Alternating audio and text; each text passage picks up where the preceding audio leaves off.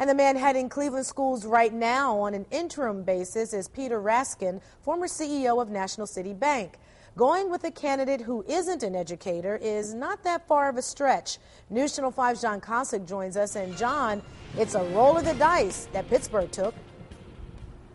Yeah, Danita, a year before Cleveland hired Dr. Eugene Sanders away from the Toledo School District, the city of Pittsburgh had a similar position to fill, but they went a different route. Ask Mark Roosevelt and he'll tell you he's been a non-traditional applicant for just about every job he's had. Roosevelt is the great-grandson of President Teddy Roosevelt. He's a former Massachusetts state legislator and one-time Democratic candidate for governor there. He found himself in 2005 applying to be superintendent of Pittsburgh schools. What was it about it that made you think, I'm going to apply for this? Looking back, I'm not quite sure. At the time, I very much wanted to see if I could make work on the ground in a school system, what I've been talking about for a lot of years.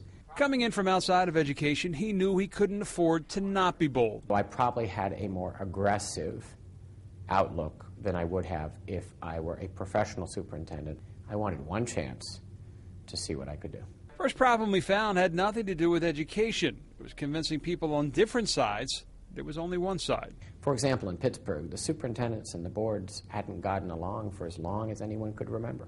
Why? I mean, what is it all about that you have to bicker? In 5 years, Roosevelt is credited with getting costs down and grades up. The district was also one of only 4 to win a highly competitive $40 million grant from the Bill and Melinda Gates Foundation. Roosevelt left Pittsburgh in December and can now be found here at Antioch College, a small liberal arts school outside of Dayton, a college that suspended operations in 2008, and when they look to reopen this fall, turned to Roosevelt to be the new president. The opportunity at Antioch, a school with an incredible history, but also the chance to rethink how we deliver a liberal arts education in the early 21st century, was just too good to pass up. And Roosevelt was careful not to offer Cleveland any advice on their search, saying every district is indeed different. But when he left last month to take over the job at Antioch, Pittsburgh named his number 2 as their replacement. Reporting live in Cleveland, John Kosich, News Channel 5. All right, John, thank you very much.